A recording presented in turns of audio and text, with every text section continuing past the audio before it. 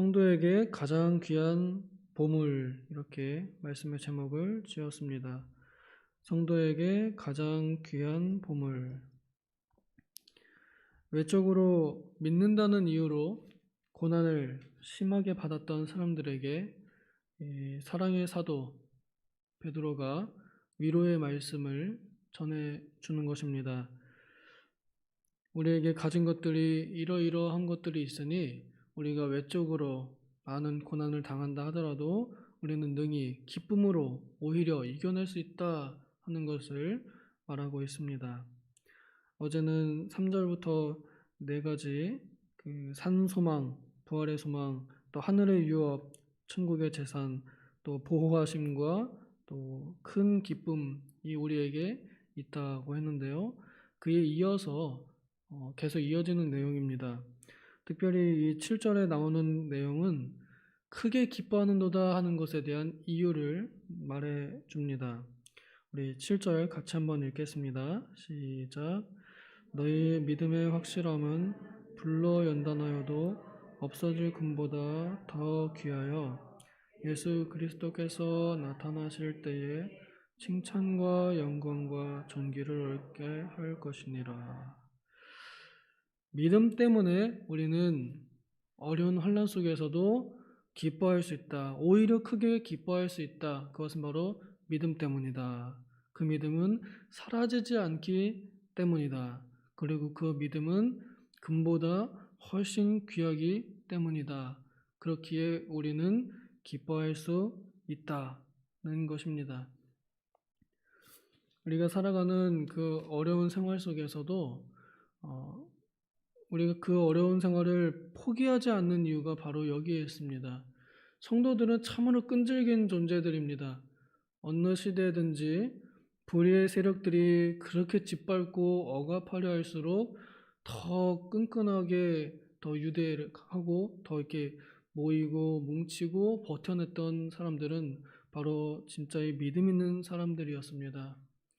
종교개혁 그 시대에도 믿는다는 것, 그러니까 제대로 믿는다는 것, 또 이제 그 로마 가톨릭에 반대한다는 이유만으로 그들은 몸이 불타는 그러한 연단을 받았었습니다. 그러나 그들이 그렇게 죽어가면서도 오히려 더 크게 기뻐하면서 죽어갈 수 있었던 이유는 그들에게 이 가장 귀한 믿음이 있기 때문입니다. 이 7절에 믿음의 확실함이라고 이렇게 번역이 되어 있는데요. 다른 성경에는 증거 혹은 시련 혹은 연단 이런 단어로도 같은 번역이 되어 있습니다. 우리가 가지고 있는 이 믿음과 그리고 연단과 그리고 9절에 나올 구원, 이것이 우리 성도에게 있어서 가장 귀한 보물이라는 것을 우리가 알고 있지만 다시 한번 기억하여서 우리 앞에 놓여 있는 어려움들을 계속적으로 견뎌나갈 수 있기를 바랍니다. 이 믿음의 확실함, 믿음의 확신 혹은 믿음의 증거 혹은 믿음의 단련, 연단에 대해서 성경에서 가장 그 모범이 되는 사람이 있다면 두 사람이 뽑을 수 있겠는데요. 하나는 구약에 기록되어 있는 욥입니다. 이 욥이라는 사람의 인내를 너희가 보았다, 들었다, 그리고 그의 결말도 보았다라고 야고보 선생은 그렇게 말합니다.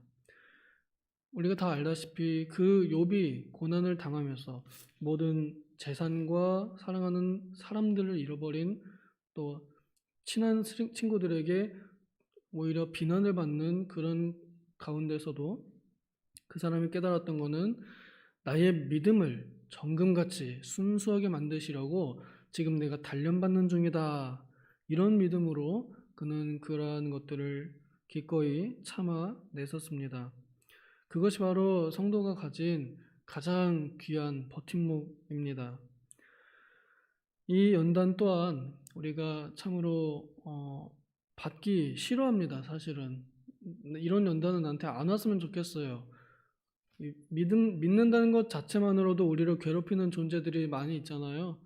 그런 것들이 없어도 그냥 인생 살아가기가 참으로 팍팍하고 힘든데 그런 것까지 오히려 더 이렇게 엎친 데 덮친 격으로 오는 것들이 참 우리가 감당하기 힘들고 참 차라리 그냥 없으면 좋겠다 하는 그런 것들인데요.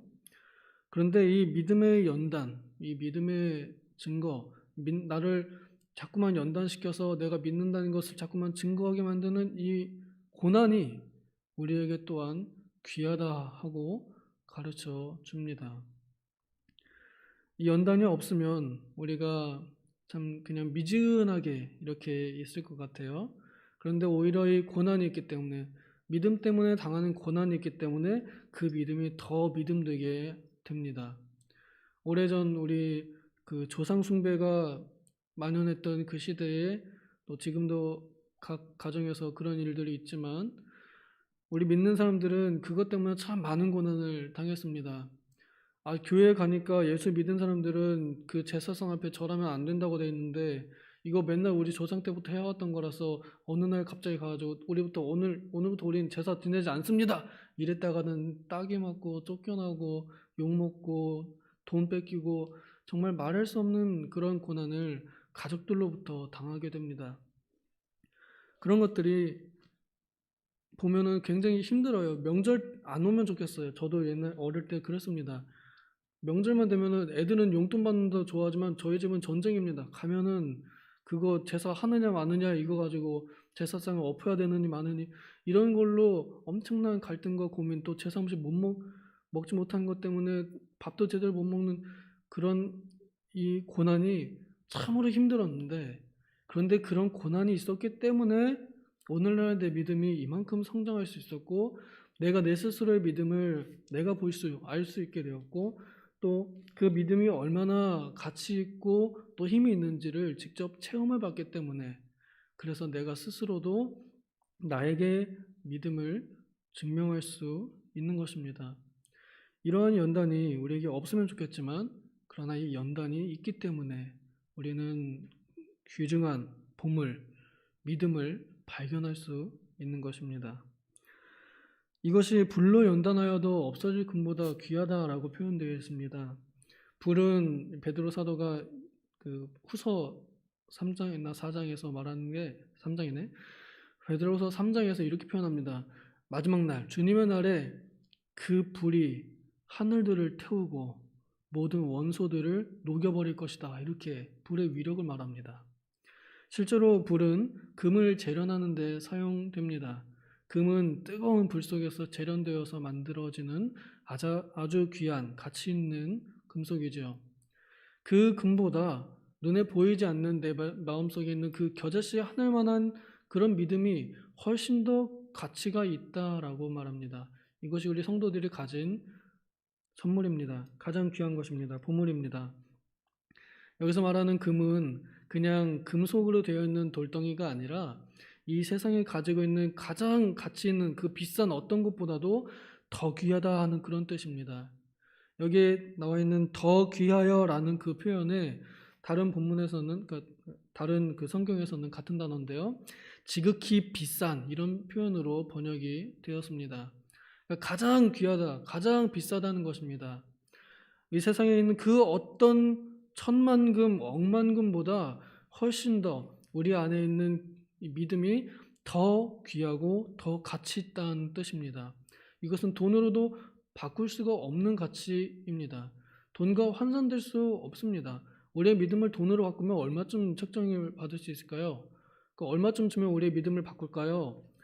우리 스스로 생각하기에는 내가 한 1,000억쯤 받으면 난 믿음 포기하겠다. 내가 한 1,000억쯤 되는 건물 주면 나는 이제 더 이상 교회 안 나가겠다. 이렇게 말할 수 있겠지만 그건 우리의 생각이죠. 성경이 말하는 믿음의 가치는 돈으로 환산할 수가 없습니다. 영혼을 돈으로 환산할 수 있다면 그러면 그만큼이겠지만 이 세상을 다 주고 바꿔도 자기 영혼을 내어놓지 않습니다. 이 우리의 영혼의 가치만큼 이 믿음의 가치가 큽니다. 이것이 우리가 가지고 있는 귀중한 보물이지요. 예수 그리스도께서 나타나실 때에 3종 세트 이거 같이 받게 됩니다. 여기 나와 있는 칭찬과 영광과 존귀는 여러 가지 번역으로 찬양, 또 영예, 명예, 존경 이런 단어로도 같이 번역이 되는데요. 그러한 것들은 천지의 창조주이시며 만주의 주 되시는 예수 그리스도께 또 하나님 아버지께 합당한 칭호들입니다. 감히 인간이 찬양받거나 감히 인간이 영광스럽다거나 감히 인간이 존경받을 만하다 이렇게 표현하기가 참으로 초라한 존재들입니다. 사실 우리는 누구에게 존경받거나 또 명예롭거나 영광스럽거나 혹은 찬양받을 만한 그런 대상이 못 됩니다. 내가 뭐라고 사람들에게 찬양을 받아요? 내가 뭐라고 자연 만물이 나를 찬양하겠어요? 그런데 우리에게는 이 믿음이 있기 때문에 예수 그리스도께서 가진 그 영광을 우리도 같이 누리게 된다는 것입니다.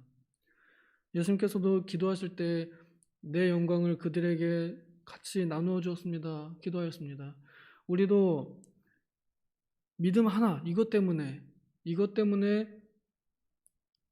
그리스도 안에서 있는 모든 좋은 것을 같이 누리게 됩니다.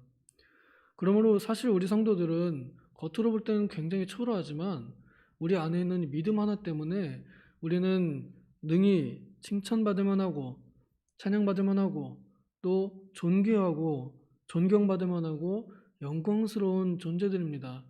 우리 성도들은 스스로도 그러한 자존감이 있는 사람들입니다.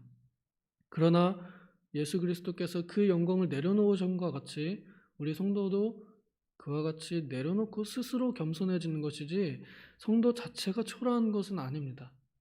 우리가 세상 사람들에게 꿀릴 이유가 조금도 없습니다. 오히려 그들 위에 있는 사람들입니다.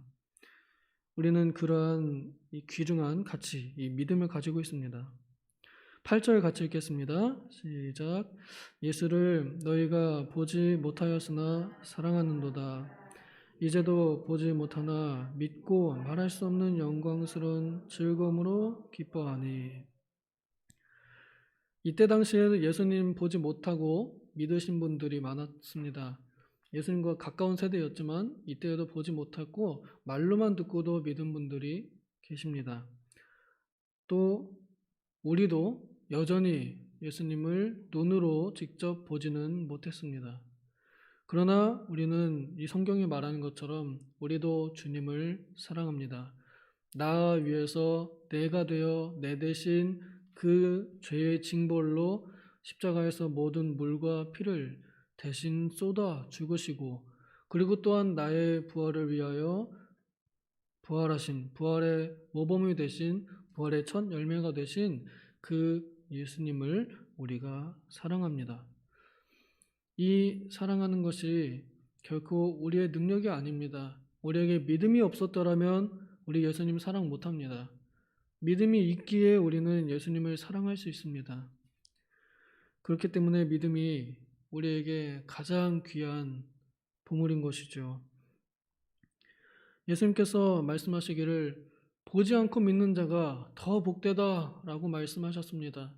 그러니 예수님과 함께 지냈던 그 예수님을 보고 믿었던 사람들도 복되지만 오히려 보지도 못하면서 믿는 우리가 더 복됩니다. 우리는 정말로 어떤 위치에 있는지 우리 스스로가 조금 알아야 할 것입니다. 신약 성도들이 참으로 복됩니다. 또 구약에도 보지 못했지만 미리 알고 믿었던 이들도 굉장히 복된 사람들입니다. 그런 우리가 이제 보지 못하나 믿고 말할 수 없는 영광스러운 즐거움으로 기뻐한다고 합니다. 이 즐거움, 이 기쁨이 우리 성도에게 있습니다. 그 기쁨이 있는 이유는 다시 한번 말합니다. 9절 같이 읽겠습니다. 시작. 믿음의 결국 곧 영혼의 구원을 받음이라. 믿음의 결국인 영혼의 구원을 받기 때문에 우리는 이 말로 표현할 수 없는 영광스러운 즐거움을 가지고 있다고 합니다. 지금 우리가 고난을 조금 멀리서 이렇게 조금 띄워놓고 이렇게 남일처럼 원래 내일이네 남일처럼 조금 띄워놓고 보면 이게 보입니다. 그러면 조금 보여요. 당장 문제들을 바로 내 눈앞에 두고서 이거 어떻게 처리하자면 그것밖에 안 보이지만 내 일이지만 남일처럼 살짝 띄워놓고 보면은 그때 보입니다. 아, 내가 영혼의 구원을 받는 믿음 있는 사람들이다. 그러니 이런 것들이 나의 이 즐거움이나 나의 평안을 침범할 수 없다. 이런 마음들이 조금씩 들어오게 됩니다. 그리고 무엇보다 하나님의 은혜에 가까이 갈수록 하나님의 이 은혜를 더욱 사모하는 마음이 되어 갈수록 우리는 이런 것들을 더 충만하게 느낄 수 있습니다. 우리가 그 설교를 들을 때에 은혜를 받았다라고 이렇게 표현을 하는데요. 그 은혜를 받았다 하는 의미에서 내가 그 설교자의 어떤 표현이나 말 혹은 그런 주장들을 들을 때 매우 공감이 갔다라거나 혹은 어떤 이야기를 들었을 때 참 감동받았다 이런 것들보다도 그 설교를 통해서 예수 그리스도의 십자가가 내 눈앞에 더 밝히 드러나 보이게 된다. 이것이 우리가 진짜 설교를 들으면서 은혜를 받았다라고 말할 수 있는 것입니다. 이 믿음의 결국 영혼의 구원을 받은 이들만이 그 십자가가 더욱 눈앞에 밝히 드러나 보이게 됩니다. 우리가 말씀을 들을 때에 십자가가 전해질 때에 내가 세상하고 너무 가깝게 지내느라고 보이지 않았던 십자가가 다시 말씀 속에서 보여지고 또 그 말씀을 통해서 세상을 바라볼 때 문제들이 보이는 게 아니라 그리스도의 십자가가 보여질 때 우리는 은혜로운 생활을 할 수 있게 됩니다. 이 모든 말할 수 없는 영광스러운 즐거움을 누리게 하는 것, 그것은 바로 믿음으로 당하는 고난에서 시작됩니다. 그렇기에 우리 성도들이 가지고 있는 것은 믿음이요, 또 고난이요, 구원인데 이것이 가장 귀한 돈으로도 바꿀 수 없는 가치라는 것입니다. 우리에게 있는 모든 어려움들을 다 이런 믿음으로 이겨내면 좋겠습니다. 요한 사도가 우리가 세상을 이기는 것은 이것이니 곧 우리의 믿음이다 이렇게 말합니다. 믿음 말고는 우리가 이길 수 있는 것이 없습니다. 이런 믿음을 가지고 오늘도 세상 속에서 죄와 마귀에 대항하여 굳게 참아냄으로 인내함으로 이겨내는 우리가 되기를 소원합니다. 기도하겠습니다. 하나님, 우리가 걸어가고 있는 이 나그네 길을 순례의 길은 참으로 눈물 골짜기 같습니다. 눈물이 흐르지 않고서는 한 발자국도 내디딜 수 없는 그런 가시밭길 같은 세상길입니다.